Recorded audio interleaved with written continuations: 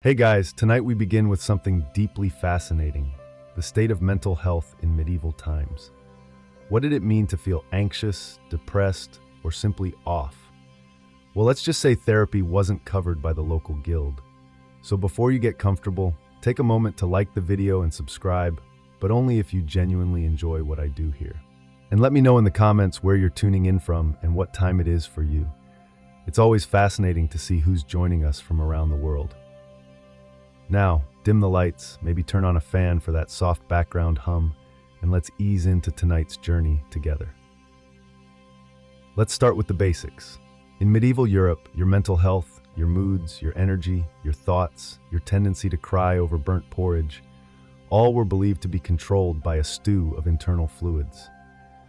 These weren't metaphorical, they were literal bodily juices, and yes, someone somewhere probably tried to measure them. This ancient system came courtesy of the Greeks, specifically Hippocrates and Galen, and it stuck around for centuries longer than it had any right to.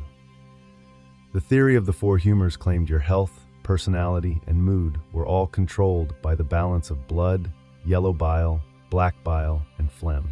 Each fluid was tied to a personality type. Too much blood? You were cheerful and energetic until you got annoying and they bled you with leeches. Excess yellow bile made you angry and impulsive, great for battle, bad for dinner parties. Black bile was associated with melancholy, what we'd now call depression, but back then was a mood imbalance caused by cold and dry conditions and too much sitting around thinking. And phlegm, that was for the slow, the calm, the maybe he's just tired. So if you were sad, you didn't need therapy. You needed a bucket and a guy with a knife. The preferred cure for emotional distress was bloodletting, a fun little procedure where someone opened a vein and hoped it made you feel better before you passed out. If that didn't work, you might be prescribed laxatives, because obviously when your soul hurts, it's your bowels. Physicians, and we're using that word generously here, would diagnose you by asking probing questions like, do you feel moist or dry today? They might examine your urine, consult the stars, or smell your breath. The conclusion: always the humors. You were either too hot, too cold, too wet, too dry, or simply too difficult to treat without divine intervention. It's worth remembering that these weren't fringe beliefs. This was mainstream medicine for centuries. So when you imagine a medieval person having a panic attack, don't picture a concerned friend offering tea. Picture a man with a robe, a chart of fluids, and a very sharp knife saying, "Let's drain the sad out." In medieval Europe, if you felt off, emotionally, mentally, spiritually, and couldn't blame it on sin, demons, or your neighbor's weird bread, there was another obvious culprit: the moon. Yes, that bright glowing orb in the sky was believed to have a direct influence over your mental state. The term lunatic didn't come out of nowhere. It comes from luna, the Latin word for moon, and people genuinely believed that too much exposure to moonlight could scramble your brain like an undercooked egg. This wasn't just folk belief either. It was widely accepted by doctors, clergy, philosophers, and that guy yelling near the well. The idea was that the moon, being a celestial body with feelings, could mess with your bodily fluids, especially your brain fluids, which were assumed to slosh around your skull like sad soup whenever the full moon hit just right. People who acted strangely around the time of a full moon weren't considered stressed, overwhelmed, or neurodivergent. They were just moonstruck. Some were even locked away temporarily until the lunar cycle passed, which was medieval healthcare's version of wait it out. The moon also got the blame for epilepsy, insomnia, hallucinations, and basically anything you couldn't easily treat with soup, leeches, or prayer. If you were up at night pacing or crying, they wouldn't ask about your childhood. They'd ask about the sky. Even animals weren't safe. Farmers swore that sheep acted skittish and dogs howled differently under a full moon. And if your ox kicked over a cart or your pig ran off into the woods, someone was bound to mutter, "The moon's up to something." Of course, there was no science to back any of this up, but in fairness, there also wasn't science. Most medical texts referenced astrology as casually as we reference caffeine, and treatments often included not just herbs and diet changes, but planetary alignments. Because sometimes it wasn't madness, it was just bad moon energy. If your mental health took a turn, Say you started weeping into your bread, shouting at trees, or speaking in rhyming couplets. The first person to consult wasn't a doctor, it was the local priest. Why? Because in the Middle Ages, the mind was considered a spiritual battlefield, and any behavior outside the norm was immediately interpreted through a theological lens. Depression? Maybe you'd committed a sin and forgotten. Anxiety? A sure sign the devil was getting cozy in your soul. Hearing voices? Classic demonic Airbnb situation. Priests were essentially the default mental health professionals, except instead of therapy, they offered confession, fasting, and a stern reminder that you were made of dust and should probably act like it. If you showed signs of what we now call a mental illness, the priest would perform a moral diagnosis. Were you skipping church? Coveting thy neighbor's wife? Laughing too much? Yes, that was suspicious. If so, your condition might not require herbs. It might require repentance. For more extreme cases like hallucinations, mutism, or erratic behavior, the church had more robust tools. These included prayer vigils, pilgrimages, and in special cases, minor exorcisms. Just to make sure your sadness wasn't a demon in disguise. Can't be too careful. Even routine emotions were under suspicion. Excessive joy could be seen as vanity, deep sadness as sloth of the soul, also known as acedia, which was basically spiritual depression treated with psalms and guilt. If you were melancholic, you weren't in need of support. You were morally slippery and possibly just not trying hard enough. The irony, many people genuinely found comfort in the church's explanations. In a world without neuroscience, the idea that suffering had cosmic meaning was oddly reassuring. It gave structure to chaos, even if the treatment was a bit chant-heavy. Still, if you had a mental health issue in the Middle Ages, your best hope wasn't compassion. It was a priest with a decent bedside manner and a low threshold for demon accusations. So you've been hearing voices, having visions, or just talking to your soup too fondly. In today's world, you might get therapy, or at least a wellness podcast recommendation. In the Middle Ages, you got an exorcism. Yes, the preferred treatment for many mental disturbances was not medication or rest, but a firm and theatrical spiritual eviction. The logic was simple. If you were acting weird, it probably wasn't stress or trauma. It was Beelzebub making himself at home behind your eyeballs, and he wasn't paying rent. Exorcisms came in two varieties. The minor kind, which was basically an intense prayer circle with holy water and muttering, and the major kind, which was more of a live performance with a cast of one very nervous patient, one heavily robed priest, and a backup choir of concerned monks humming in Latin. The rituals varied, but the essentials remained consistent. Chanting, reading scripture, signs of the cross, relics, and occasionally yelling things like "Depart, foul spirit," directly into your face. If you happened to flinch, that was seen as evidence it was working. If you didn't flinch, they just chanted louder. Some records describe afflicted people being tied down, sprinkled with salt, or forced to drink holy water. Others were made to fast for days beforehand, which, to be fair, could drive anyone to strange behavior. One unfortunate soul reportedly had demons smoked out of his ears using burning sage, frankincense, and what we assume was a deep misunderstanding of ventilation. And if none of that worked, you were either deemed beyond help or tragically misdiagnosed as simply being naturally wicked. Not all exorcisms were terrifying, though. In many villages, they were communal events where people gathered in the town square to witness a good old-fashioned supernatural showdown. Think of it as medieval spiritual theater, part religious ritual, part entertainment, part neighborhood gossip starter. But in truth, most people who underwent exorcisms weren't evil. They were just overwhelmed, traumatized, neurodivergent, or unlucky enough to have a panic attack near a bishop.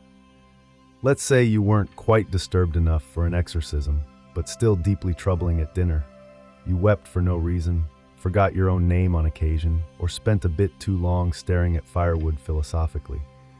In this case, your treatment wouldn't involve ropes or shouting, just a lot of praying, possibly while being locked in a room. This was known in some circles as the gentle approach to mental health. You'd be told that your condition was spiritual in origin and could be overcome through self-reflection, discipline, and of course, relentless repentance. Essentially, medieval mental health care boiled down to, have you tried feeling bad about it? The logic was that suffering purified the soul, so if you were already suffering mentally, clearly you were halfway there. Monks and nuns, some genuinely compassionate, others just chronically overworked, might guide you through periods of meditative silence, prayer vigils, fasting, and sleeping on uncomfortable surfaces until either the devil left or you forgot what happiness felt like. Some people voluntarily entered monasteries as a kind of medieval retreat center. These weren't quite spas, more like spiritual timeout chambers. You got a cell, a Bible, and 8 hours of daily chanting. Occasionally, you'd also get stew. Whether this helped mental illness or simply masked it with religious exhaustion is still debated. And then there were the relics. Feeling unwell? Touched the bone fragment of a saint. Trouble sleeping? Sleep near a vial of martyr's blood. Sad for no reason? That's what the toe of Saint Euphemia is for. The idea was that holiness was contagious, like kindness or fleas. Now, to be fair, this was the closest thing to compassionate care in many places. Unlike exorcisms or beatings, the prayer-based route didn't usually involve injury, just lots of chanting and being told your thoughts were problematic. Sometimes monks genuinely helped people through community, quietude, and structured routine. Other times, they just told you to fast and hope for divine clarity by sunrise. Let's say your condition went beyond moody sighs and occasional candle staring. Maybe you'd started wandering barefoot through town, mumbling about angels or loudly debating theology with barn animals. At that point, the medieval response wasn't a support group. It was a stone room with one window and no doorknob on your side. Enter the monastic cell, or as some historians delicately put it, protective isolation. These cells were tucked inside monasteries or churches and were considered a form of mercy, emphasis on considered. You wouldn't be chained or tortured, hopefully, but you would be firmly encouraged not to leave, sometimes for years. The space was simple: bare walls, maybe a straw mat, and if you were lucky, a little window through which food, mostly cold gruel, would arrive twice a day. Human contact was rare because the working theory was that your madness was contagious, emotionally, spiritually, or atmospherically. You weren't entirely forgotten, though. Monks might offer prayers for your soul. Occasionally, a kindly brother might bring herbs or read psalms outside your door in a tone that suggested you weren't the worst thing they'd seen that week. Sometimes the locked room was not part of a monastery, but an actual public institution, the early versions of asylums. These weren't common until much later, but a few existed in medieval Islamic cities and by the 13th century in places like London and Paris. The goal: shelter, not treatment, and certainly not recovery. Now, to their credit, the medieval mindset wasn't always cruel. Many believed the mentally unwell were closer to the divine, touched by God, or perhaps walking that fine line between prophecy and peculiar behavior. But practically speaking, locking someone away for their own good was just easier than figuring out what to do with them. Families often begged monasteries to take in afflicted relatives, promising donations in return. The alternative was trying to explain to the neighbors why Uncle Thaddeus was shouting Latin in the cabbage patch again. If you were a woman in medieval Europe and found yourself overwhelmed, irritable, or tearful, perhaps after your 11th child or your 3rd husband with plague breath, congratulations, you were probably diagnosed with hysteria. Now, diagnosed is doing a lot of heavy lifting here. Hysteria wasn't so much a diagnosis as it was a blanket explanation for this woman is behaving in a way that makes men uncomfortable. Crying too much?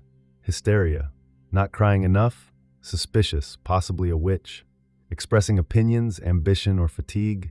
Definitely a uterus problem. The term itself comes from the Greek hystera, meaning womb. The theory, embrace yourself, was that a woman's uterus could become unmoored and wander freely about the body, causing trouble wherever it went. Yes, that's right. A rogue floating womb was blamed for everything from anxiety to chronic sighing. Somewhere in your abdomen, your uterus was just doing laps and ruining your day. Symptoms of hysteria included shortness of breath, nervousness, fainting, emotional outbursts, and, to quote one actual medieval source, too much thought, truly a devastating condition. Treatments varied. A priest might recommend fasting and prayer. A physician might apply herbs, and, in some cases, rather awkward manual stimulation was prescribed to calm the uterus, performed by midwives or, in later centuries, by early gynecologists with a concerning lack of supervision. Marriage was also considered a cure. If a woman was single, she needed a husband to settle her womb. If she was married, then obviously she just needed to be pregnant again. Either way, her mental health was treated with more chores and less rest. And if she kept acting strangely, seeing visions, resisting housework, or having too many thoughts in Latin, things could escalate. Some women were accused of witchcraft, because nothing screams mental illness like growing herbs and asking questions. But not all was bleak. In some cases, women found support from convents, where the demands of daily life were lighter and emotional distress was seen as part of spiritual struggle. Some nuns even wrote about their anguish in ways that sound suspiciously modern, minus the demon metaphors. Still, if you were a woman in the Middle Ages with feelings, your best mental health strategy was simple. Keep it quiet, keep it short, and never ever talk to your cat in public. In a time when monks prescribed fasting, priests blamed demons, and physicians swore by bleeding your soul out through your ankle, the real MVPs of medieval mental health were the herbalists, often elderly women with gardens, cats, and suspiciously good intuition. These wise women, sometimes called cunning folk, were the unofficial, unlicensed therapists of their day. They didn't ask how your humors were feeling. They asked when it started, how you were sleeping, and whether your mother-in-law was bothering you again. Their methods were simple: tea, tinctures, and talking, though the talking part was often disguised as advice about herbs. You'd sit in a smoky cottage surrounded by drying plants, and before long you'd be sipping something made of valerian root and lavender while ranting about your neighbor's pig. It was like therapy, but it also cured warts. Herbalists treated sadness with calming infusions. Anxiety was soothed with chamomile and balm. If you were really distraught, you might get mugwort, St. John's wort, or in desperate cases, a stiff dose of poppy extract. They called it a sleep aid. You'd call it accidental time travel. Most of these women weren't formally educated, but their remedies were rooted in generational knowledge, observation, and something modern medicine likes to call actually listening to the patient, which unfortunately also made them suspicious to everyone else. The church viewed them as threats. After all, they operated outside the religious system, didn't quote scripture, and didn't insist every problem came from sin. Some towns quietly appreciated them. Others accused them of witchcraft if they got too popular, too effective, or too confident in public. Still, they were often the only source of comfort for people suffering from what we'd now call depression, trauma, or plain old burnout. If you were lucky, your village herbalist knew how to blend calming herbs, light a protective candle, and tell you that no, you weren't cursed, you were just tired and underappreciated. Were their treatments perfect? Of course not. Sometimes they rubbed onions on your feet. But compared to being locked in a stone room or yelled at by a monk holding a goat skull, the herbalist's approach was practically holistic luxury. So far, we've covered prayers, isolation, and a charming herbalist with an herbalist license issued by no one. But medieval mental health had one more tier of solutions: the truly imaginative ones. The kind that made you wonder if the physician was just winging it based on dreams and pantry contents. Let's begin with the dead owl treatment. Yes, if you were plagued by sadness or excessive thoughts, one popular remedy was to tie a dead owl to your head. It was believed the owl, a symbol of wisdom, would absorb the confusion or melancholy through your scalp. In practice, it mostly absorbed flies. Feeling particularly anxious? Try powdered emeralds. That's right, jewel dust. Physicians recommended grinding actual gemstones and rubbing the sparkly remains on your chest or consuming tiny amounts. Not only did it not work, it was a great way to ruin both your digestive tract and your jewelry collection. Then there were the cures involving astrology, which were less medical and more vibe check from the stars. A patient's mental disturbance might be blamed on Mars being in a bad mood. Treatment: wait until Jupiter looked friendlier. One medieval medical manual suggested wrapping the sufferer in wolf skin during a thunderstorm to scare off the madness. Another recommended whispering into the left ear of a black dog and then letting it run away with your sorrow like a very sad, very hairy therapy courier. You could also find remedies involving smoked herbs stuffed into pigeons, which were then waved near your head. No one's quite sure what this was supposed to do, but it was very aromatic and quite annoying to the pigeon. And if none of that worked, there was always pilgrimage, the all-purpose medieval solution to everything. Pack your sandals, grab a staff, and walk hundreds of miles to a holy site. With any luck, you'd either find spiritual peace or at least get enough blisters to distract from your emotional state. These oddball cures remind us that medieval medicine wasn't entirely malicious, just wildly misinformed, often experimental, and occasionally bird-based.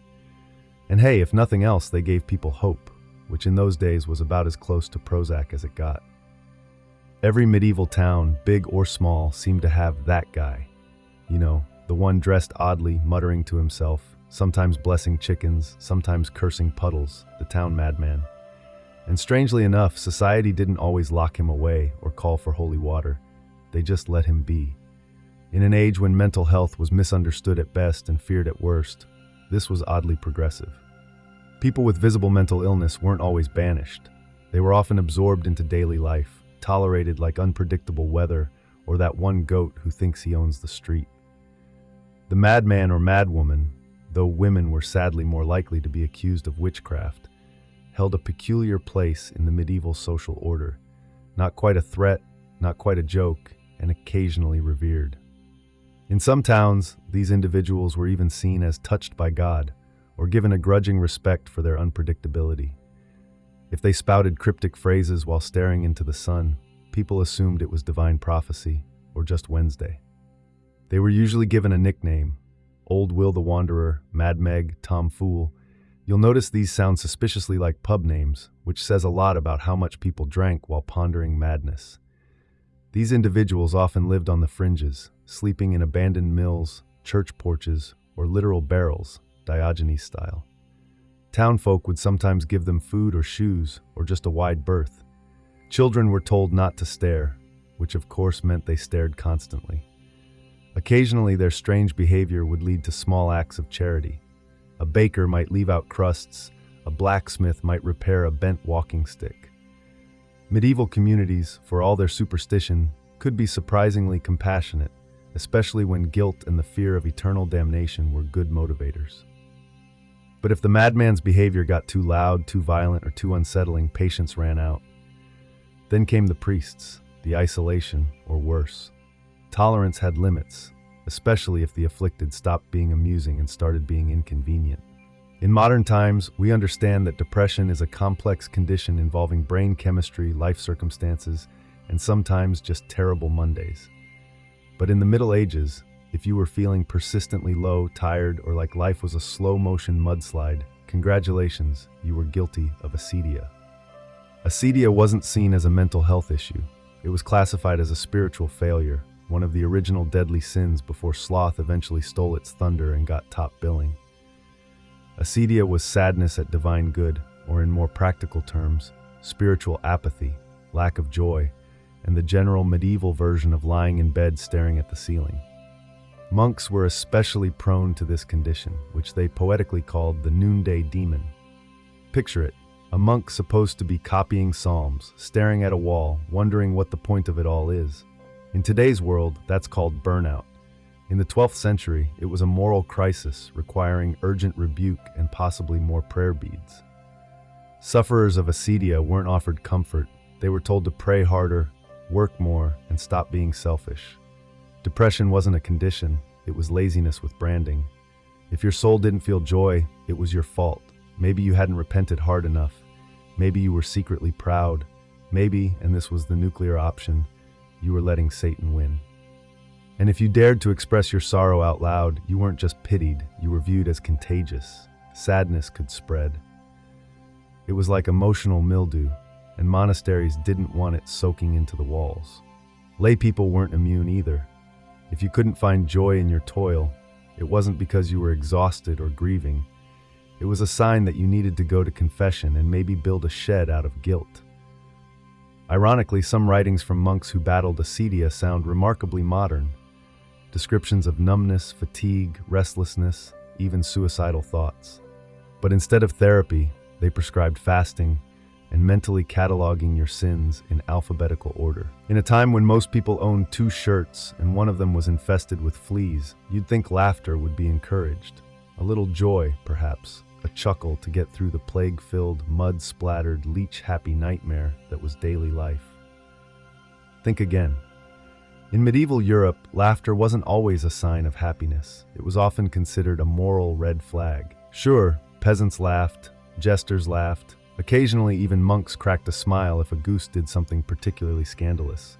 But the official stance from theologians, chroniclers, and very serious people was that laughter could be dangerous, a gateway emotion to chaos, sin, and possibly dancing. The Church, ever watchful of human weakness, warned against excessive mirth. Thomas Aquinas, whose sense of humor was reportedly filed under to be developed, believed that laughter should be moderate and serve a higher purpose.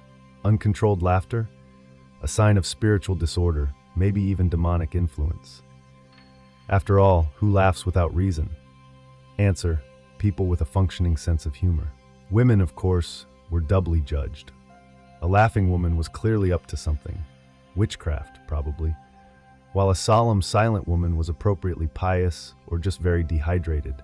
And let's not forget the laughter of the mad. If someone laughed at inappropriate times, say during a funeral or while milking a goat, it wasn't seen as eccentric. It was seen as evidence of mental illness, possession, or both. Involuntary giggling was basically a red flag with a tambourine. In some religious orders, novices were explicitly forbidden to laugh during meals, prayer, or basically any activity that might spark human connection. Joy was fine in theory, but it had to be the wholly inward kind, not the belly-aching, wine-snorting kind you get after someone slips on a turnip. Still, people did laugh. Humor survived in village festivals, in satirical poetry, and in that one guy in every town who made funny noises with his armpits. But it was always a little risky. Joy was tolerated, but not trusted. In today's world, talking to your cat is quirky. In the Middle Ages, it was potentially heretical, mildly alarming, and depending on the tone of your voice, grounds for questioning your sanity or scheduling a light exorcism. You see, medieval society had very clear ideas about who you could and could not have conversations with. People were fine, priests better, but if you started chatting with animals, invisible angels, or anything that didn't answer back out loud, eyebrows were raised, usually followed by torches. Let's start with animals. Cats were already walking a fine line. On one hand, they controlled pests. On the other, they were sleek, mysterious, and never went to church. If you confided in your tabby too often, people might assume she was your familiar, sent by the devil to whisper forbidden wisdom about herbal remedies and where your neighbor hid his cheese. Birds were also suspect. Medieval bestiaries were full of half-true, weird facts. If someone said a crow told them the future, that wasn't poetic. That was treason against sanity. Even dogs, mankind's loyal companions, were acceptable until they started appearing in your dreams wearing robes and quoting scripture. Then there were the angels, who, according to countless religious texts, were everywhere, watching, protecting, and occasionally delivering ominous messages during thunderstorms. If you claimed to see or hear them often, you might be considered saintly, or if your timing was poor, mad, or possessed.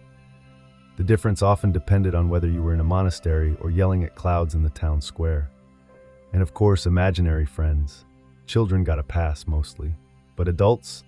If you claimed to be speaking with invisible beings who gave you instructions, the options were limited. Prophet, lunatic, or future bonfire decoration.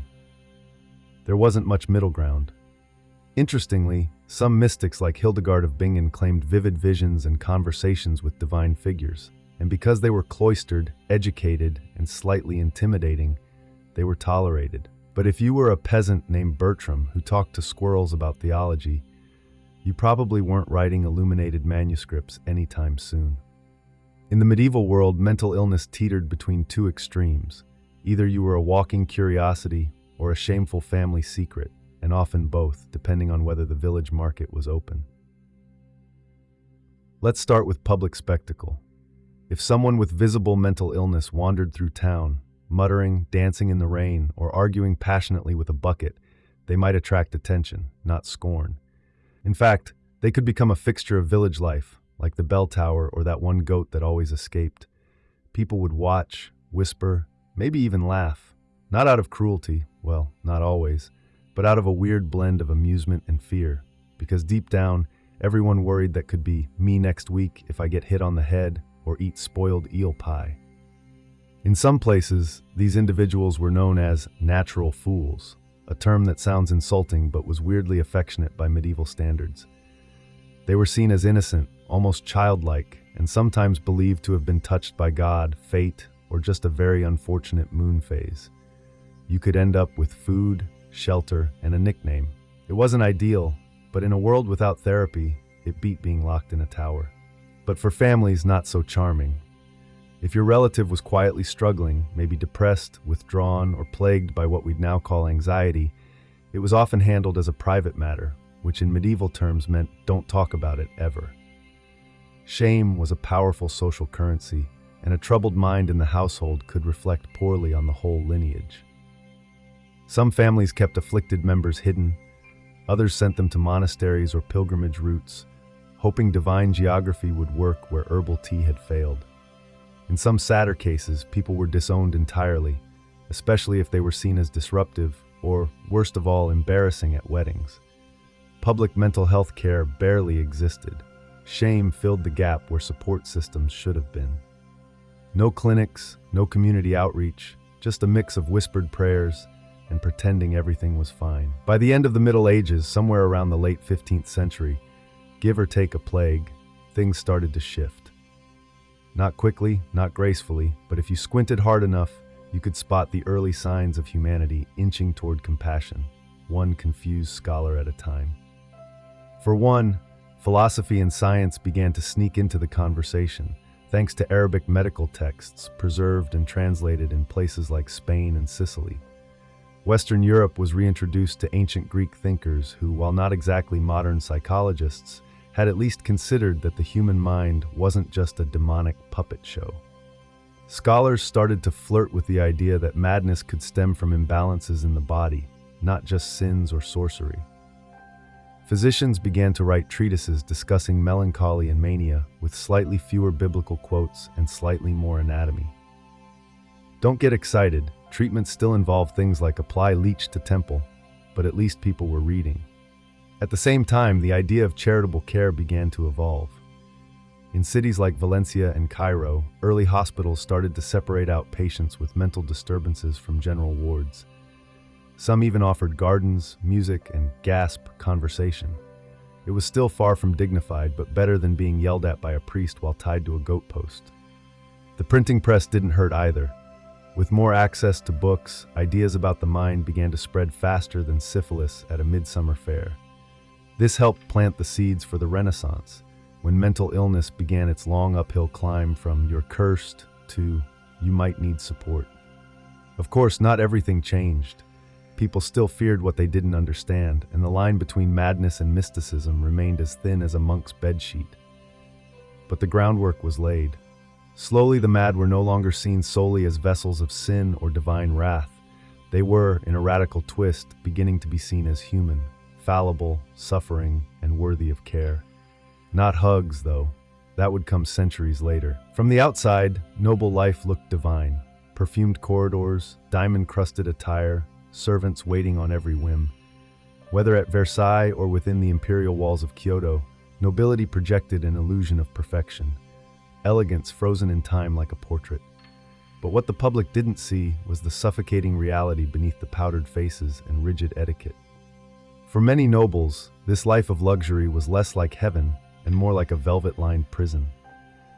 Every aspect of a noble's day, from when to rise to how to fold a napkin, was dictated by unwritten rules or ceremonial codes. In France, nobles were expected to perform the liver ritual each morning, where courtiers would literally line up to watch the king get out of bed. Participation wasn't optional. If you weren't seen in the right rooms at the right hours, rumors spread, your influence shrank, your enemies smiled, and at Versailles, losing social capital was often deadlier than losing money. Across the world in Japan, court nobles in Kyoto faced a different but equally suffocating script. The Heian elite were expected to master poetry, calligraphy, music, and the subtle art of aloof expression. Every word, every bow, every sleeve movement was political theater, and failure to perform correctly meant social suicide. Even leisure was performative. A ball wasn't just a party, it was a test of alliances. A walk in the garden might be a silent battlefield of glances and veiled insults. You weren't simply living your life, you were playing a role in an eternal play where the audience was everyone, and the stakes were your legacy. And yet few nobles escaped, because the very privileges that made them admired also kept them chained. Inheritance laws, arranged marriages, debt obligations, and the constant surveillance of rivals meant they rarely had control over their own fates. Behind the closed doors of their manor houses, many nobles experienced mental decline, quiet rebellion, or spiritual despair. But in public, they smiled, always smiled. This was the great paradox of noble life. The more prestige you had, the less freedom you possessed. They were born at the top, but often died without ever living for themselves. When you picture a nobleman striding through Versailles in silk stockings, or a lady gliding down a staircase in pearls, the last thing you imagine is debt collectors. But behind all the glamour, a surprising number of nobles were financially drowning. It turns out that maintaining the illusion of wealth was more expensive than actual wealth itself. At Versailles, appearances were everything. A noble might spend more on a new waistcoat or ball gown than on maintaining an entire estate. Why? Because fashion was currency. If you didn't keep up, you vanished, politically, socially, and eventually financially. Courtiers would gamble enormous sums, not just at cards, but on horses, land speculation, and high-stakes alliances. Many nobles mortgaged ancestral estates to fund one more season of social relevance. And the king didn't help. Louis XIV in particular kept nobles close not just physically but economically. He encouraged extravagant spending at court to keep them dependent, distracted, and loyal. A ruined noble was a controllable noble. In England, the aristocracy wasn't much better off. During the Georgian era, lords and ladies often lived in opulent townhouses in London, financed entirely on credit. Tailors, wine merchants, and milliners were expected to wait months, sometimes years, for payment. Entire families balanced on the edge of collapse, hoping their daughter would marry a wealthier man or that some distant cousin would die and leave them a title and a working estate. Meanwhile, in Russia, nobles were granted vast lands populated by serfs, and yet many were still cash poor. The wealth was illiquid. Lavish lifestyles in Moscow required constant borrowing. Pawn shops discreetly handled tiaras and sabers. Family jewels were sold under candlelight behind locked doors. Japan's noble class fared no better.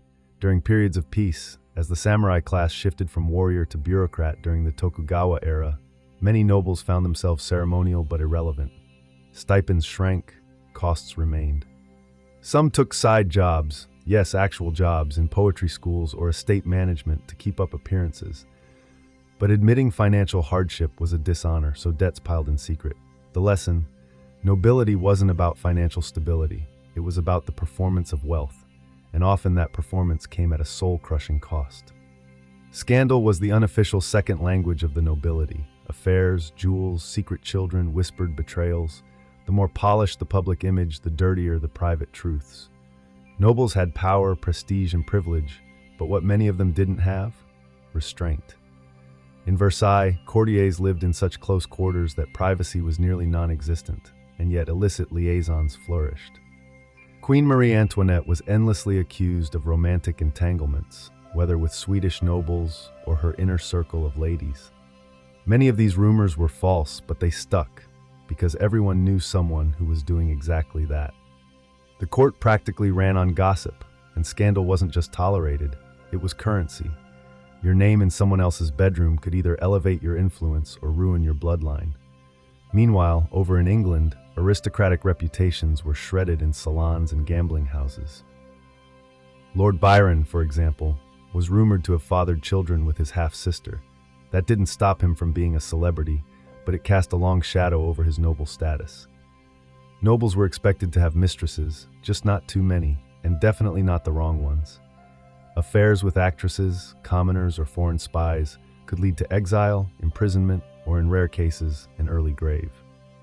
In Imperial Russia, the court of Catherine the Great was notorious for its openness.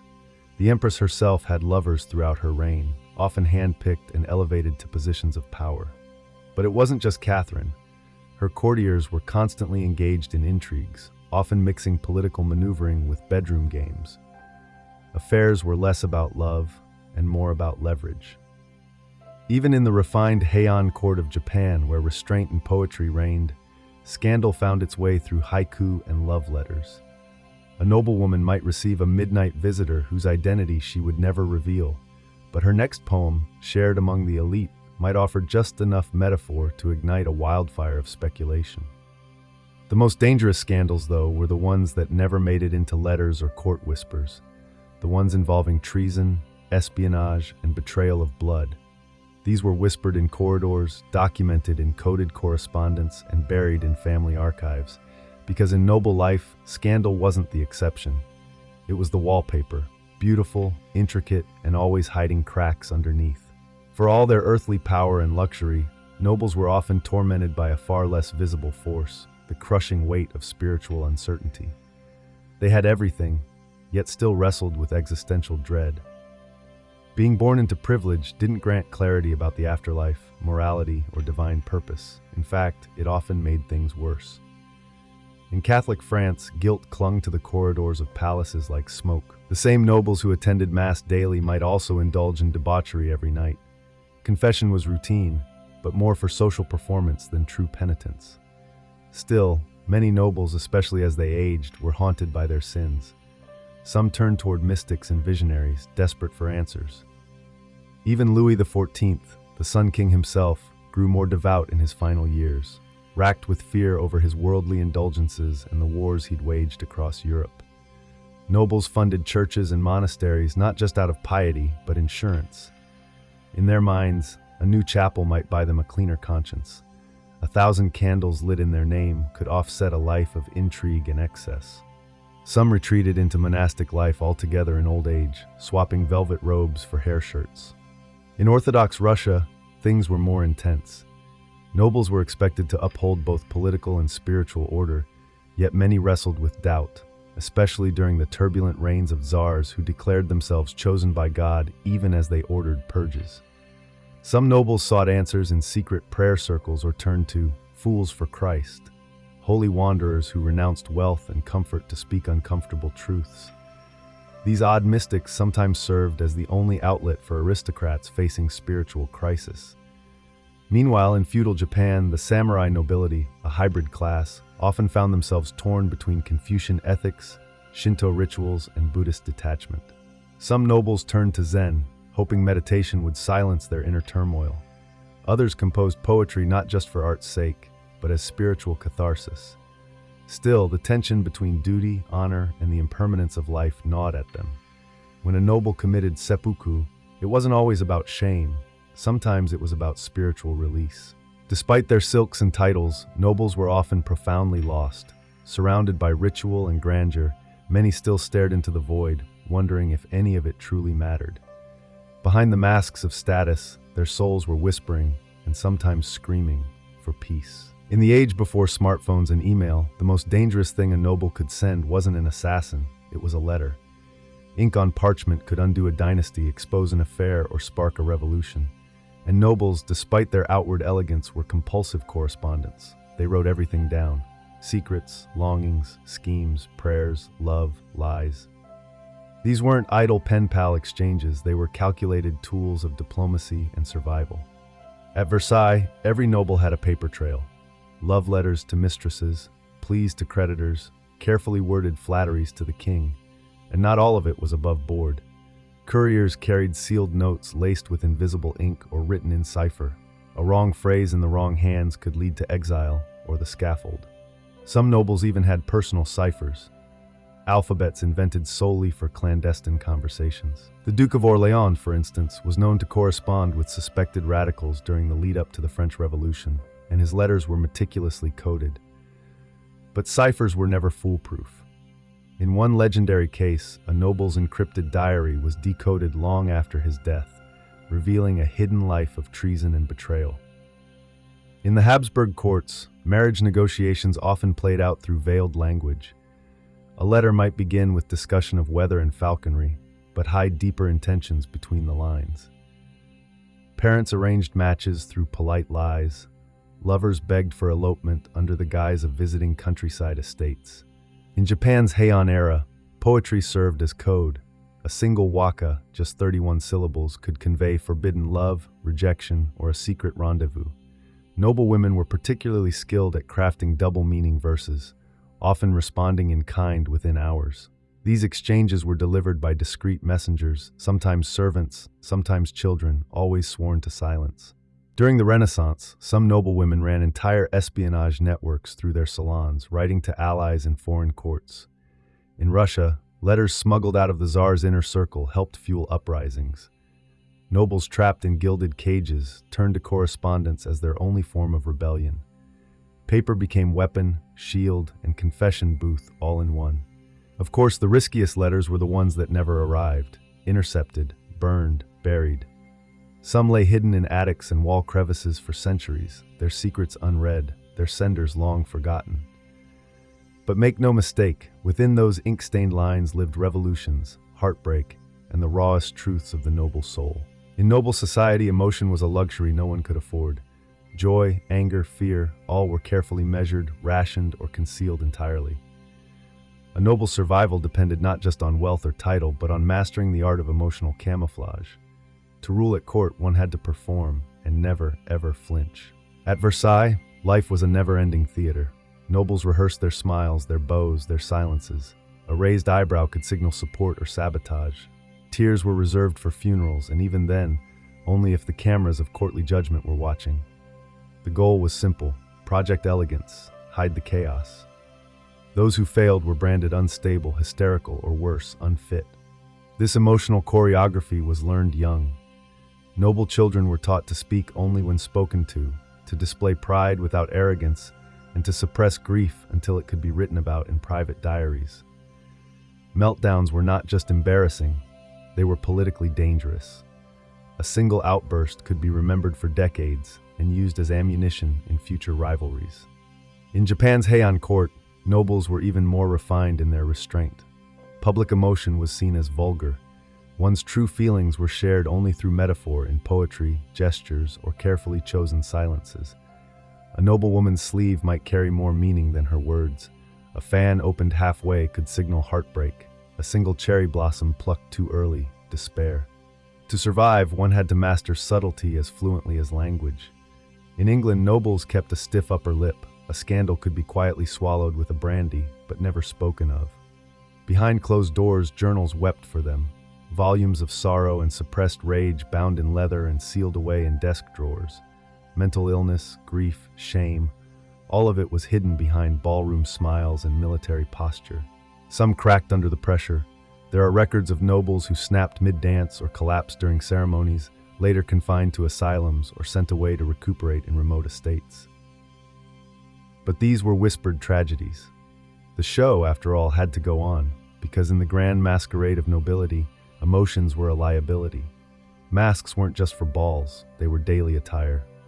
And behind every bow, every compliment, every elegant laugh, there was often a storm raging, perfectly concealed behind silk and etiquette. To be born noble was to inherit not just land and titles, but expectations so heavy they could crush the spirit. From the first breath, a noble child was less a person and more a vessel for legacy. Every decision they made was haunted by the demands of their ancestors and the judgment of generations yet unborn. In France, sons of dukes and counts were groomed like racehorses. Their futures were mapped out in ledgers and family trees. Marry this heiress, befriend that prince, don't embarrass the bloodline. Their lives were a continuation of a strategy that had started long before they were born, and often one they had no power to alter. Even the women were pawns on the family chessboard. A duchess's value was often measured by the strength of her dowry and the purity of her lineage. England's aristocracy had similar burdens. Firstborn sons inherited the estate, the debt, the staff, and the responsibility of ensuring the family didn't fall into disgrace or worse, trade. Those who failed were remembered not for their humanity, but for being the one who lost the manor. Meanwhile, younger sons without land or title were quietly funneled into the church or military with little choice in the matter. In Russia, noble families carried their status like a ticking time bomb. One misstep, One disagreement with the wrong court faction, and everything could be seized. Land, serfs, even the family name could be revoked. Generations of effort wiped away with a signature. Japan's aristocracy was even more rigid. In Heian times, noble families competed for proximity to the emperor. Positions and influence were passed down not through merit, but through lineage. A single disgrace, a failed marriage, an unruly son, could undo centuries of prestige.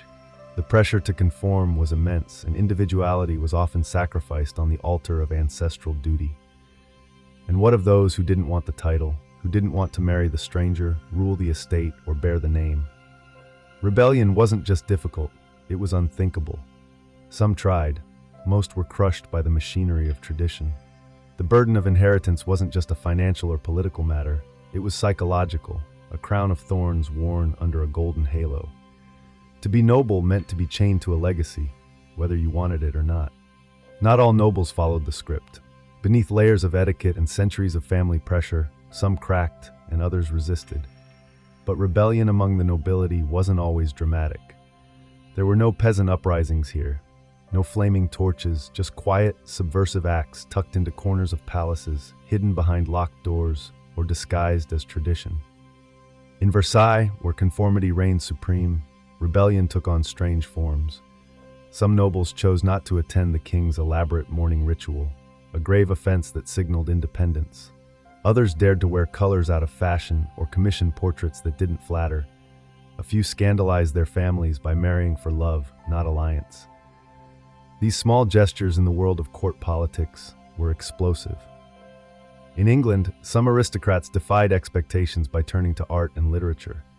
Lord Byron didn't just write poetry, he lived a life that mocked every expectation of noble restraint. Cross-dressing, traveling with lovers, scorning parliament. His life was a rolling provocation. Less flamboyant nobles simply vanished to the countryside, retreating from London's social obligations. That alone could be interpreted as rebellion, a refusal to play the game. In Russia, quiet dissent took more dangerous forms. Some nobles supported revolutionary ideas under the radar, disguising radical philosophy salons as harmless poetry gatherings. Others helped serfs escape or gave them educations, treasonous acts under the Tsar's rule. These weren't loud revolutions, but quiet betrayals of a broken system. Japanese nobles had even subtler means of rebellion: a poorly timed poem, a gift with a hidden insult, refusing to shave one's head in mourning. All of these could be read as a rejection of ritual. Some noble women resisted their arranged marriages by falling in love through poetry, subtle yet scandalous. Others withdrew into religious life, not out of piety, but protest. And then there were those who simply disappeared, nobles who faked illness to avoid court, who buried themselves in dusty libraries pretending to be too engrossed in astronomy or botany to deal with courtly nonsense. Their retreat wasn't weakness, it was defiance.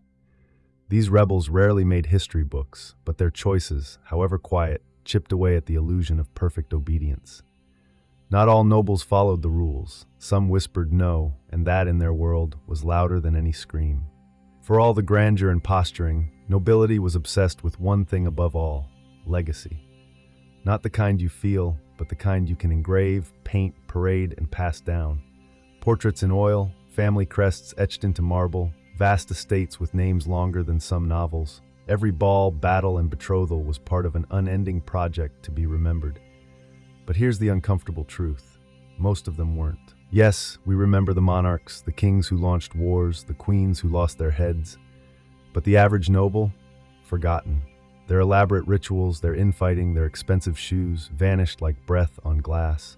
What remains are fragments, unsigned letters, crumbling estate walls, cryptic mentions in estate ledgers. The grand story of the aristocracy isn't one of eternal glory, it's one of selective survival. In France, the revolution didn't just end lives, it erased entire bloodlines from memory. Portraits were defaced, names were banned. The aristocracy, who obsessed over how history would view them, were instead swept away by it. Some survived, sure, by changing names, hiding jewels in fireplace bricks, or fleeing to foreign courts. But their legacies were not what they had intended.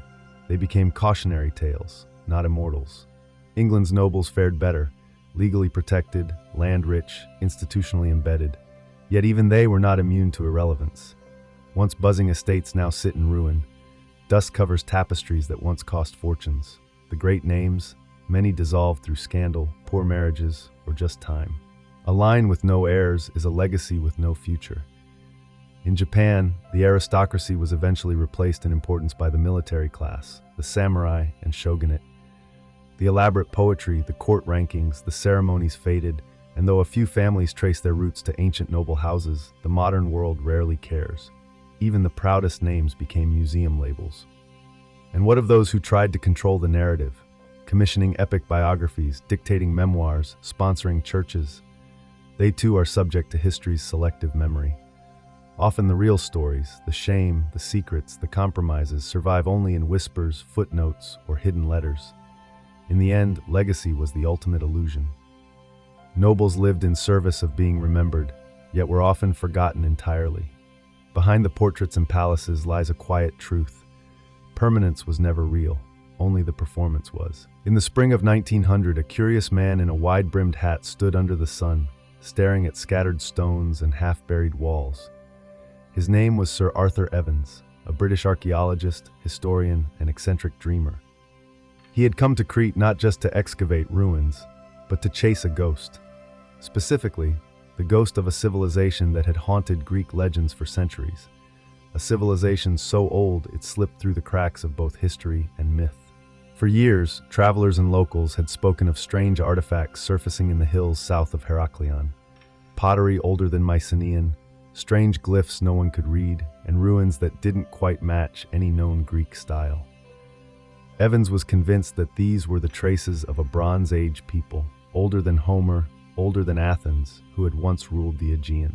Then came the moment that changed everything. On a plot of land known as Kafala Hill, Evans and his workers unearthed a massive structure buried beneath centuries of dust and rubble. Walls emerged, not simple huts, but foundations of rooms, staircases, corridors. What they were looking at wasn't a temple or a fortress, but a palace. And not just any palace.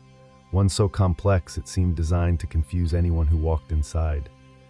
A labyrinth, perhaps. Evans immediately made the connection. This had to be the Palace of Knossos, legendary seat of King Minos, the same Minos who, according to myth, imprisoned the half-man, half-bull Minotaur deep within a maze beneath his home. Whether myth or not, the ruins matched the story. Countless twisting halls, multiple floors, mysterious dead ends. It was a palace that defied logic, as if built to trap not just people, but time itself. He called the people who built it the Minoans, after Minos. No one knew what they had called themselves. Their script, known as Linear A, was still undeciphered. But their art, their architecture, and their reach suggested an empire long forgotten. And so, with trowel in hand and a myth in mind, Evans began to peel back the centuries.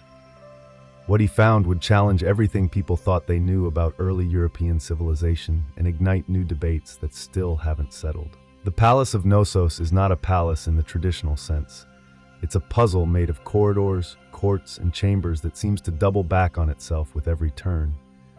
Covering more than 150,000 square feet, the structure was a multi-story marvel of the ancient world, and at its heart lay a paradox.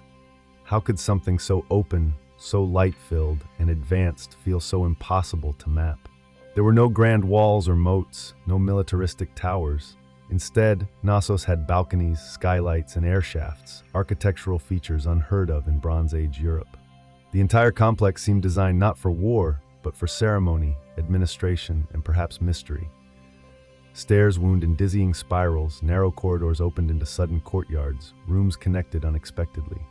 Scholars have debated for over a century whether this design was intentional, a symbolic nod to the myth of the labyrinth, or simply the result of centuries of rebuilding. To walk through Knossos is to surrender any sense of direction. There are rooms within rooms, wings that loop into each other, and passageways that lead nowhere at all. Evans was convinced this layout reflected the story of Daedalus, the legendary craftsman who constructed the labyrinth for King Minos to imprison the Minotaur. While there's no archaeological proof of a literal monster, the confusion felt while navigating the site is very real. And yet the palace wasn't just a maze, it was a miracle of ancient engineering. The complex featured advanced plumbing, including terracotta pipes, flushing toilets, and a drainage system so efficient it would make parts of 19th century Europe blush. Rooms had natural ventilation, light wells illuminated the inner chambers, some staircases plunged down 3 or 4 stories, suggesting a deep, tiered structure rarely seen before the modern era. The throne room, modest by royal standards, lies tucked deep inside, almost hidden. Its centerpiece is a stone chair flanked by griffin frescoes, surrounded by benches. This wasn't a place of spectacle, but of controlled ritual. Perhaps here power was less about dominance and more about illusion, mysticism, or religious awe. Knossos wasn't built to intimidate, it was built to mystify. Whether you were a trader, priestess, or foreign envoy, one truth was certain. Once you entered, the palace swallowed you whole and made you forget the path you came from. Though the stone walls of Knossos are crumbling, its colors still speak. Buried beneath volcanic ash and time, the palace's frescoes emerged as some of the most vivid, enigmatic, and advanced artworks of the ancient world. Unlike the rigid militaristic art of later Greek or Egyptian civilizations, the Minoan frescoes burst with movement, of dancers, dolphins, bulls, and goddesses. They didn't just decorate rooms, they told stories, hinted at rituals, and revealed a civilization that seemed to love life, beauty, and rhythm. One of the most iconic images from Knossos is the bull leaping fresco, a young figure somersaulting over a massive bull in an elegant, impossible arc. Was this real? Was it myth? Historians have debated it for over a century. Was it a ritualistic sport, a religious offering, or simply a metaphor for taming chaos? Regardless of its meaning, the image captures something essential about Minoan life, a dance with danger, with grace at its core. Elsewhere, the walls bloom with lilies and crocuses, monkeys and birds, spirals and waves. In the Prince of the Lilies fresco, a slender youth with flowing hair and an ornate crown struts with ceremonial confidence. Though Evans initially identified him as a prince, modern scholars aren't sure. The figure may represent a priest or even a goddess. Gender in Minoan art is fluid, symbolic, and still deeply mysterious. Unlike many ancient civilizations, the Minoans didn't focus their art on kings, wars, or conquests. There are no depictions of battles or slaves. Instead, there are scenes of celebration, of nature, of sacred rites. Women are central, not in the background, but front and center. Bare-breasted priestesses with elaborate skirts and coiled hairstyles perform rituals, suggesting that women may have held significant, even dominant religious roles. And the colors, deep reds, blues, and whites, still cling to the plaster after thousands of years, defying time. The vibrancy of the artwork hints at a society that not only valued aesthetics, but understood their emotional power. These weren't just pretty paintings, they were symbols of cosmic order, human joy, and spiritual reverence. In the Palace of Knossos, the walls didn't just see history, they sang it in pigment and pattern. The Minoans painted a world of motion, mystery, and meaning. Among the many enigmas of Knossos, one stands out above all: the prominence of women. Unlike many contemporary societies where women were confined to the margins, the Minoans placed them at the center, literally and symbolically. Their images dominate frescoes, figurines, and ceremonial scenes, hinting at a civilization where female power wasn't hidden, it was celebrated. In the central court and sacred chambers of Knossos, depictions of bare-breasted women in flounced skirts and ornate headdresses appear again and again. These weren't submissive figures tucked behind kings. They were front and center, arms raised in blessing, holding serpents, surrounded by symbols of fertility, animals, and divine energy. Scholars believe many of these women were priestesses, intermediaries between the mortal and divine, responsible for overseeing rituals that touched every aspect of Minoan life. One of the most famous artifacts from the palace is the snake goddess figurine, a woman with a piercing gaze, holding serpents in both hands, with a feline perched on her head. Was she a deity? A high priestess? A representation of female sovereignty? We may never know, but her image tells us volumes about the spiritual hierarchy of Knossos and who may have stood at its peak. In contrast to the pharaohs of Egypt or the kings of Mycenae, no clear Minoan male ruler has ever been identified in the art. No grand statue of a king, no battle scenes glorifying a warlord. It's led many scholars to suggest that Minoan society may have been matriarchal, or at least unusually egalitarian for its time. Women likely held power in both religion and possibly governance, guiding seasonal festivals, managing temples, and performing state rituals. Even the architecture reflects this balance. Rooms believed to be used by high-ranking women, with direct access to shrines, light wells, and private staircases, suggest they moved freely through the palace. Some frescoes depict women gathering in ceremonial processions, dressed in vivid garments, their posture commanding, not differential. In Knossos, femininity wasn't confined, it was divine. Whether as priestesses, leaders, or symbols of renewal, women weren't secondary to Minoan culture. They were the culture, its voice, its vision, and possibly its soul. Knossos was not just a royal residence, it was a stage for the sacred. Every corridor, courtyard, and chamber seemed to pulse with spiritual intent. From underground crypts to sun-drenched altars, the palace was built not merely for living, but for communing with the divine. And while no Minoan holy book survives, the architecture itself whispers of rituals that shaped their world. The palace featured dozens of small shrines and ritual rooms, many of them tucked into secluded corners or carved deep below the ground. These weren't places for mass worship. They were intimate, mysterious, and likely restricted to the priestess elite. One chamber, often called the lustral basin, features a sunken tub-like structure at the base of a narrow staircase, not meant for bathing, but likely for purification rites. Perhaps initiates descended in silence, cleansed by symbolic waters before entering sacred ceremonies. The central court, vast and open to the sky, was likely the heart of public ritual. Here, hundreds might have gathered for seasonal festivals celebrating fertility, renewal, or the turning of the year. The rhythmic sound of drums, the twirl of dancers, the chants of priestesses, Knossos was alive with ceremony. And always present in these rites was the bull, that powerful symbol of energy, virility, and the natural world. Throughout the palace, bull horns, stylized and massive, were placed atop walls and entrances. These horns of consecration, as Evans called them, marked sacred thresholds. Paired with the bull-leaping imagery found in frescoes, it's clear that this animal held deep religious meaning.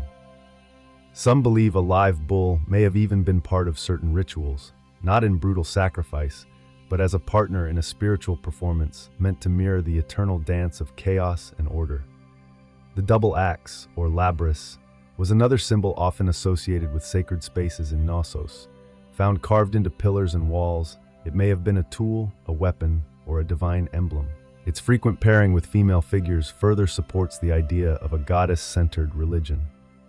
No temples in the traditional sense exist at Knossos. Instead, the palace itself was the temple. Every stairwell a procession, every chamber a chapel. It was a place where the spiritual and political were one, and where sacredness was woven into the very walls. Amid the frescoes, altars, and labyrinthine chambers of Knossos, archaeologists uncovered something even more puzzling: writing. Hundreds of clay tablets inscribed with symbols that no one to this day can fully understand. This was Linear A, the script of the Minoans, and one of the last great undeciphered writing systems of the ancient world. Discovered during Evans's excavations, Linear A looked superficially similar to another script found in Mycenaean Greece, known as Linear B. Evans assumed they were related, and they were, but while Linear B was later cracked and revealed to be an early form of Greek, Linear A stubbornly refused to give up its secrets.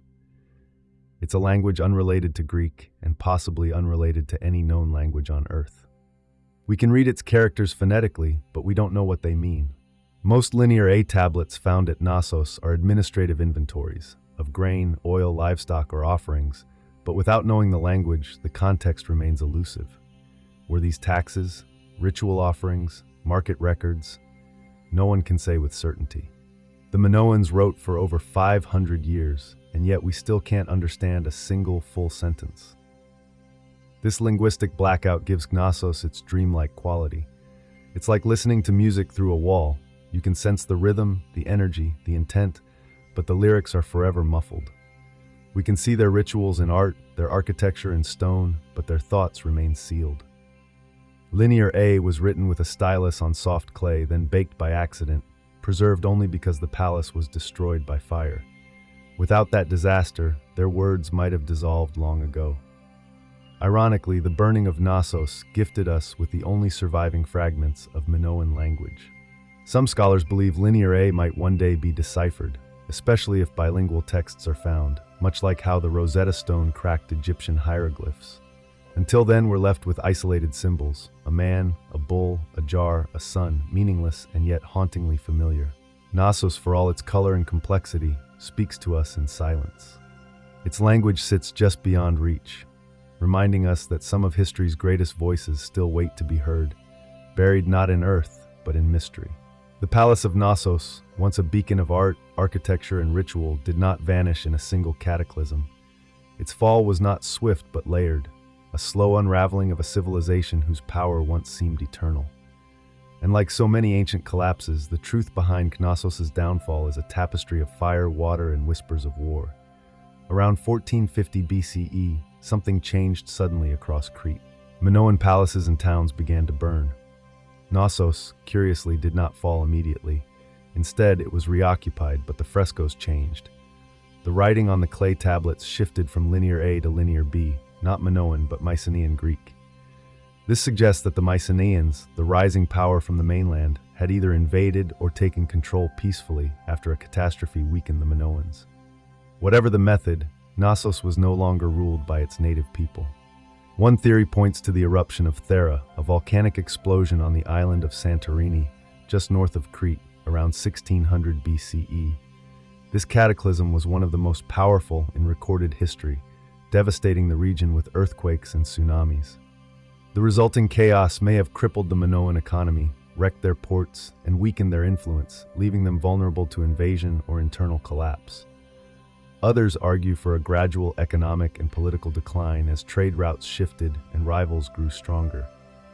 The centralized power of Knossos may have fractured. The palace, once buzzing with activity, became more administrative, more subdued. Ritual gave way to record-keeping, art gave way to imitation. By 1375 BCE, the palace was abandoned entirely. Fires raged through its halls, roofs collapsed, walls cracked and buckled. Knossos was left in silence, its colors fading, its language unread, its rituals forgotten. And yet, it was never truly lost. Legends of the labyrinth and the Minotaur survived in Greek myth. Hints of Minoan influence echoed through Mycenaean palaces and later in classical art and architecture. The soul of Knossos lingered like smoke, invisible but present. Today, its ruins are open to the sun again. Tourists walk where priestesses once danced, and the palace that once held a civilization together now holds its secrets in plain sight, majestic, mysterious, and unfinished. When Sir Arthur Evans uncovered Knossos in 1900, he didn't just excavate it, he reimagined it. With a mix of scholarly ambition and artistic vision, Evans set out not only to preserve the ruins, but to bring them to life. He believed that simply exposing the foundations wasn't enough. The world needed to see the palace as he believed it once was: colorful, complex, and awe-inspiring. What followed was one of the most controversial restorations in archaeological history. Using concrete, a material completely alien to the Bronze Age, Evans rebuilt sections of the palace with modern methods. He employed artists to repaint frescoes using fragments found on site, but often filled in missing details based on assumption, not evidence. Balconies were reconstructed, columns were restored not in dull stone, but painted red with black caps based on Evans's vision of Minoan aesthetics. Rooms were roofed, walls were replastered, and the ancient palace slowly became a hybrid, part ruin, part Edwardian fantasy. Some applauded his boldness. Without Evans, they argued, Knossos might have remained just another tangle of unremarkable ruins. His reconstructions made the site accessible, educational, and emotionally compelling. Visitors could walk through halls that felt alive, see murals bursting with color, and visualize the world of the Minoans with more clarity than ever before. But others saw it differently. Critics accused Evans of overstepping, of imposing his own interpretation on a civilization we still barely understand. The frescoes, for instance, were sometimes almost entirely invented based on small shards of original paint. Whole sections of the palace, such as the famous throne room, may have been assigned functions they never had. By shaping the ruins to match myth, Evans may have blurred the line between archaeology and storytelling.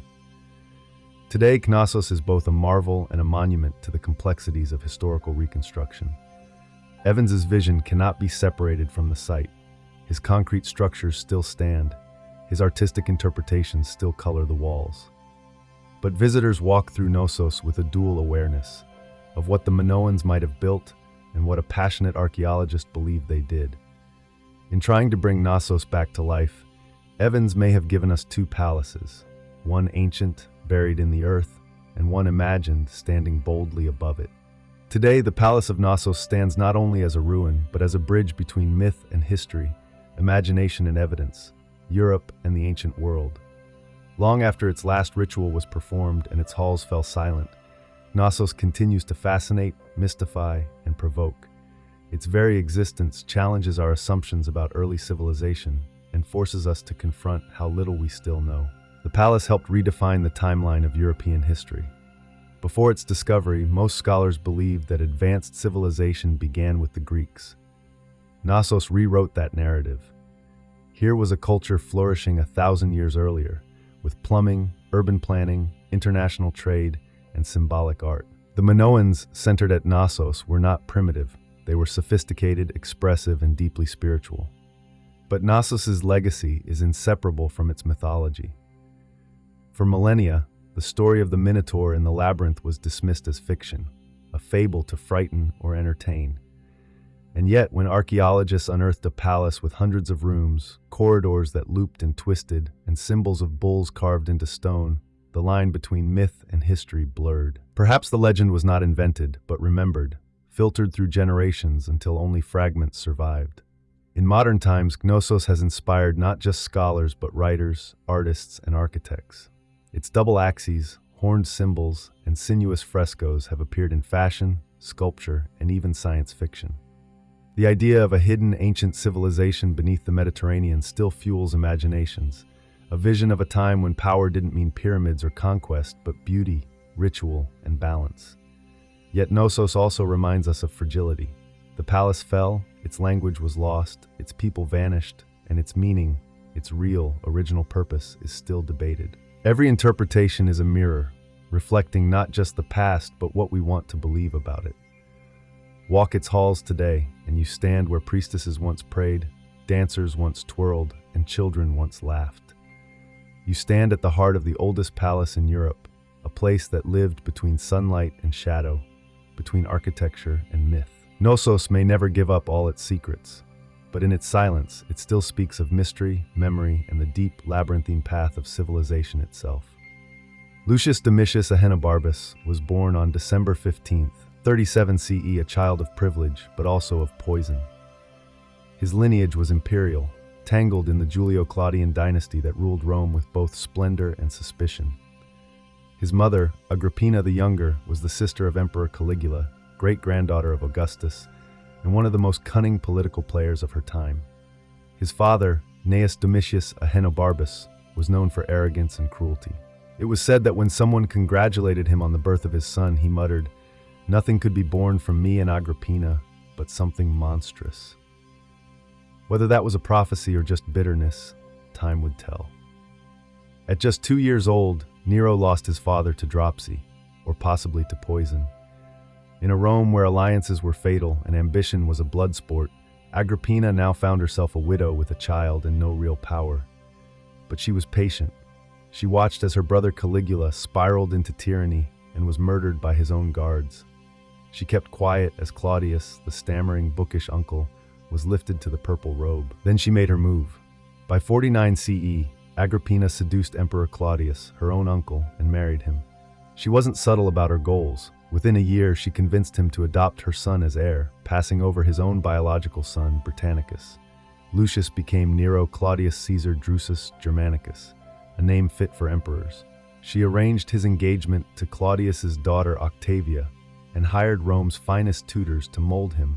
Chief among them was the Stoic philosopher Seneca, who tried to shape the young man into a noble ruler. From the outside, Nero was being groomed for greatness, educated in rhetoric, poetry, philosophy, and music. He learned how to command a crowd, recite Homer, and manipulate public opinion. But Agrippina still held the reins. She appeared beside him in ceremonies, ordered his household, and made it clear who truly wielded power. Nero's rise wasn't born from destiny. It was engineered by a mother who saw herself as empress long before her son ever wore a crown. and within that gilded nursery of ambition and manipulation, the seeds of a chaotic reign were quietly planted. In 54 CE, at just 16 years old, Nero became emperor of Rome. Claudius, his adoptive father, had died officially of illness, though many suspected poison, and the prime suspect, Agrippina. She had long grown impatient with waiting, and when Claudius began reconsidering his biological son Britannicus as heir, she acted. Mushrooms, legend said, were the delivery method, the food of the gods, some joked darkly, and perhaps the food of murder. With Claudius dead, Nero was rushed into power. The Roman Senate approved, the Praetorian Guard applauded, and Agrippina stood triumphantly behind him, dressed in gold and flanked by guards, the real architect of the regime. But she hadn't raised an emperor. She had built a puppet. In the early months of Nero's reign, Rome prospered. He gave generous bonuses to the soldiers, held public games, and promised a return to Augustan values. Behind the scenes, governance was handled by two key figures: Seneca, the philosopher tutor turned speechwriter, and Burrus, the pragmatic head of the Praetorian Guard. Together, they steered Nero through complex decisions while maintaining a veneer of noble restraint. But Agrippina wasn't content to stay in the wings. She expected to rule beside her son. And when Nero began asserting his independence, tensions exploded. At first, the battles were subtle. She demanded to appear on coins beside Nero's image, something no Roman mother had ever done. She intruded on state meetings. She walked into the Senate chamber uninvited. She reminded Nero constantly who had made him emperor. The young emperor chafed under her control. He began to surround himself with his own advisors, men of pleasure and art, not of duty. He fell in love with Act, a former slave girl, much to Agrippina's horror. She had plans for a royal marriage, not romance with a commoner. The once close bond between mother and son began to sour. Whispers spread through the palace of shouting matches, slammed doors, veiled threats. Agrippina, once revered as the empress maker, now seemed a looming threat. Rome had given Nero a throne, but Agrippina still held the leash, and Nero was beginning to reach for the knife. His reign had begun with promise, poetry, and applause, but behind the curtain a family tragedy was already brewing, one that would stain the imperial purple with blood. By 59 CE, the imperial palace had turned into a battlefield, not of armies, but of wills. Nero was emperor in name, but his mother Agrippina still loomed like a storm cloud over every decision. She undermined his authority, opposed his personal life, and plotted in the shadows to replace him with Britannicus, the late Claudius's biological son. Nero, once the obedient boy with a tutor, had become a young man desperate to escape her grasp. He acted first. Britannicus, a legitimate threat to Nero's throne, suddenly died during a banquet. Guests claimed he choked on his wine, but the poison was so fast-acting, his death was unmistakable. Nero denied involvement. Few believed him. Agrippina certainly didn't. With Britannicus gone, Nero's next problem was his mother. She had once ruled through him. Now he saw her as a rival. Agrippina wasn't just politically ambitious. She was relentless. She met with senators in secret. She paraded noblemen she hoped to position as replacements. She made veiled threats about the Praetorian Guard's loyalties. And worst of all, for Nero, the people still loved her. Rome admired strong women when they weren't too strong. Agrippina had crossed that line. Nero first tried exile. He stripped her of her bodyguards, removed her from public appearances, and sent her to live in a coastal villa. But distance didn't silence her. She still corresponded, still whispered, still pulled strings. So Nero made a darker choice. He invited Agrippina to a grand celebration, gifting her a lavish boat for her return voyage. The vessel had been rigged to collapse mid-sea. When the sabotaged ship broke apart, Agrippina survived, swimming to shore under moonlight. The botched attempt enraged and humiliated Nero, so he tried again. This time, he sent assassins to her villa under the pretense of an urgent message. Accounts vary, but one story says she faced her killers calmly, telling them to strike her in the womb, the place that had given birth to Nero. Her murder sent shockwaves through the empire. Nero's guilt was immediate and consuming. He couldn't sleep. He paced at night. He saw her ghost in the halls. Rome, too, whispered of the unthinkable crime, the emperor who had killed his mother. With Agrippina's death, Nero had finally broken free, but in doing so, he also severed the last tether to restraint. What followed would be a reign untethered by shame and spiraling toward infamy. With Agrippina gone, Nero was finally emperor in full. No more whispers, no more maternal oversight, just unfiltered power. But instead of channeling that power into military conquest or administrative reform, Nero turned inward. He didn't want to be remembered as a ruler. He wanted to be adored as an artist. He fancied himself a poet, a singer, an actor. He performed publicly, something no Roman emperor had dared to do. To the Senate and aristocracy, it was mortifying. In Roman tradition, the stage was reserved for slaves and foreigners. But Nero was undeterred. He trained in music and drama, demanded applause, and filled amphitheaters with forcibly enthusiastic audiences. The emperor didn't just host games. He starred in them. Nero composed verses, sang tragic arias, and recited long epics of his own creation. He prided himself on his voice, even undergoing strange treatments to preserve it, including vomiting rituals, long periods of silence, and bizarre diets. Senators sat through hours-long performances, terrified to leave their seats. Not clapping could mean exile or worse. He also threw resources into building theaters, sponsoring athletic contests, and redesigning Rome to reflect his aesthetic tastes. He introduced Greek-style games like the Neuronia, a blend of Olympic sports and theatrical competitions, where, unsurprisingly, Nero always won first prize. His obsession with performance spilled into foreign policy. On a trip to Greece, Nero insisted on competing in every artistic contest at the Olympic Games. He took part in a chariot race with 10 horses instead of the standard 4. He fell off his chariot mid-race, but was still declared the victor. Why? Because he would have won had he not fallen, a triumph in Nero's eyes. Yet even as he indulged in these creative fantasies, the empire groaned. Administrators were neglected, governors acted without oversight, the provinces grew restless. But Nero didn't care. He wasn't trying to be another Augustus or Tiberius. He wanted to be Orpheus, Apollo, or maybe something even greater, a god of music with absolute power. To the Roman elite, he was becoming a national embarrassment, but to the masses, given bread, games, and endless entertainment, Nero was a living spectacle, a flawed god on stage, singing over the cracks in his collapsing empire. In July of 64 CE, a fire ignited near the Circus Maximus. Within hours, flames surged through the city like a divine curse. The streets of Rome, narrow, overcrowded, flammable, became a furnace. For 6 days and 7 nights, the capital of the empire burned. By the end, 10 of the city's 14 districts were reduced to rubble. Thousands were homeless, temples, homes, marketplaces, gone. And where was the emperor? Rumors flew. Some claimed Nero had watched the blaze from a tower, strumming his lyre and singing of Troy's destruction. Others swore he had ordered the fire himself to make room for a new palace. Nero denied both, and in truth, he wasn't even in Rome when the fire began. But when he returned, he acted with theatrical flair, opening his private gardens to refugees, organizing emergency food deliveries, and funding reconstruction. Yet the whispers persisted. People needed a scapegoat, and Nero, ever the dramatist, gave them one. He blamed the Christians. They were already mistrusted, a strange sect of Jews who worshipped a crucified man and refused to honor the Roman gods.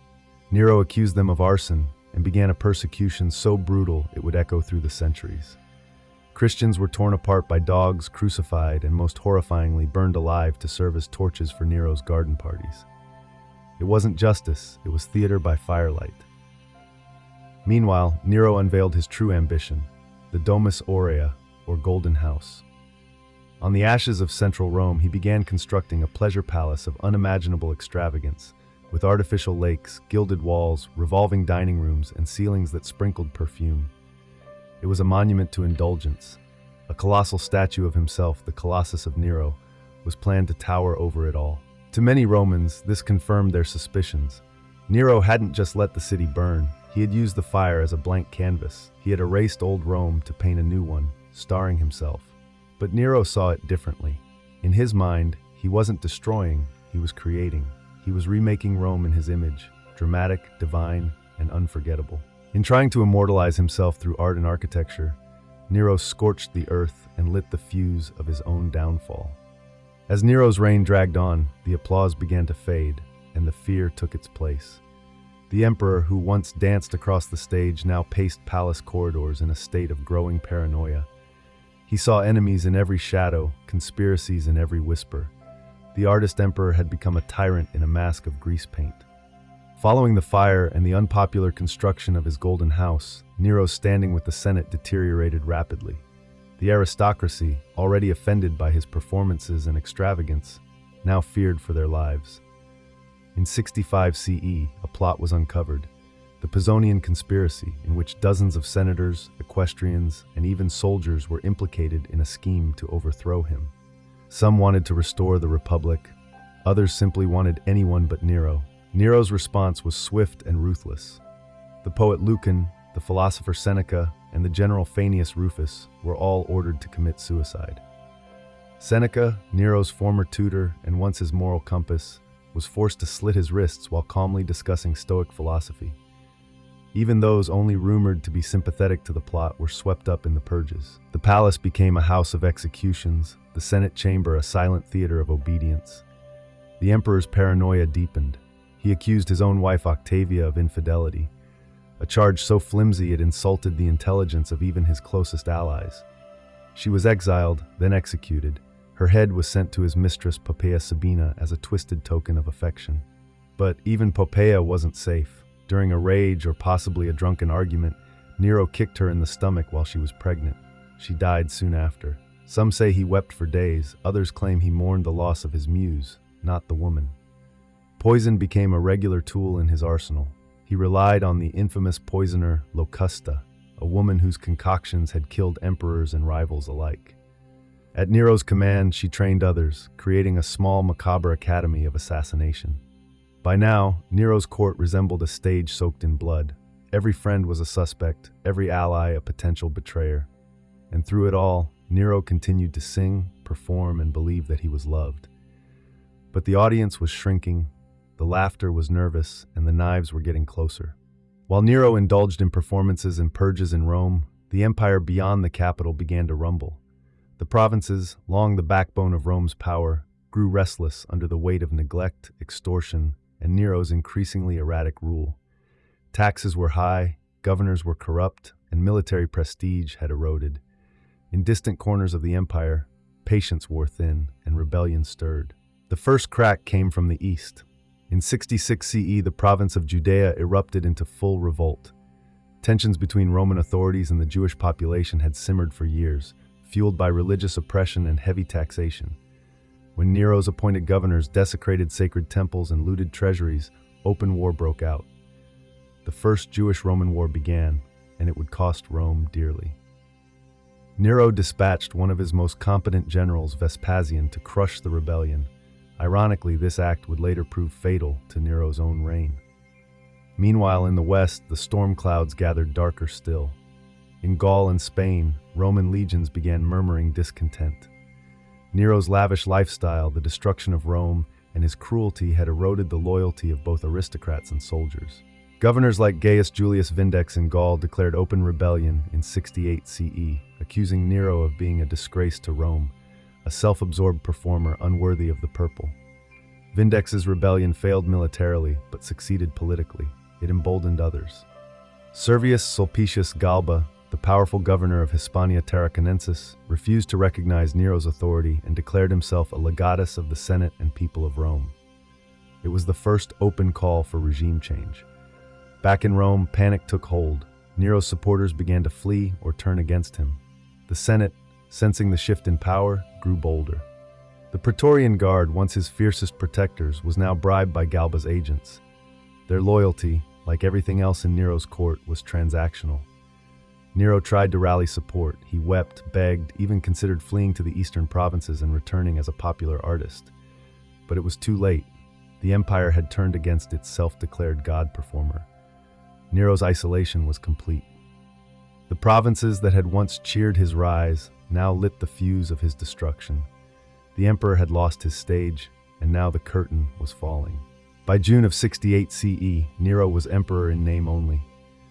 The Senate had turned. The Praetorian Guard, once the iron wall around his throne, had declared allegiance to Galba.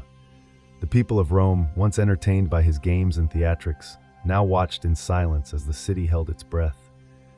The empire that Nero had once tried to turn into a stage had now left him without an audience. When Nero awoke on June 9th, messengers brought news that sealed his fate. The Senate had declared him a public enemy. He was to be arrested and executed by the traditional Roman method, the poena cullae, or being beaten to death while naked, his head clamped in a forked stick. The same man who once performed to adoring crowds would now die humiliated and alone. Panicked, Nero fled Rome in disguise, dressed in rags and accompanied by a few loyal freedmen. They took refuge in the villa of his former secretary, located in the countryside outside the city. There, in a dark, overgrown garden, the last Julio-Claudian emperor hid in a ditch, listening for the sound of approaching horsemen. Even in his final hours, Nero's obsession with legacy did not fade. When he heard hoofbeats in the distance, he reportedly cried out, "What an artist dies in me!" It was not Rome he mourned, but himself, his talent, his image, his tragic ending. His companions urged him to die by his own hand, but he hesitated. For all his brutality, Nero was a coward when it came to death. Finally, as soldiers drew near, he pressed a dagger to his throat with the help of a freedman named Epaphroditus. The blade pierced flesh. He did not die immediately. As blood filled his lungs, he whispered, "Too late, this is fidelity." He was 30 years old. The soldiers found his dying body, astonished. The Senate, now under Galba, ordered his burial in a simple grave. No state funeral, no divine honors, just a quiet end to a chaotic reign. With Nero's death, the Julio-Claudian dynasty, the line of Augustus, Tiberius, and Claudius, was extinguished. What followed was a new storm, civil war, chaos, and the rapid rise and fall of emperors. But one thing was clear, Rome would never forget Nero. Nero's body was barely cold before legends began to bloom.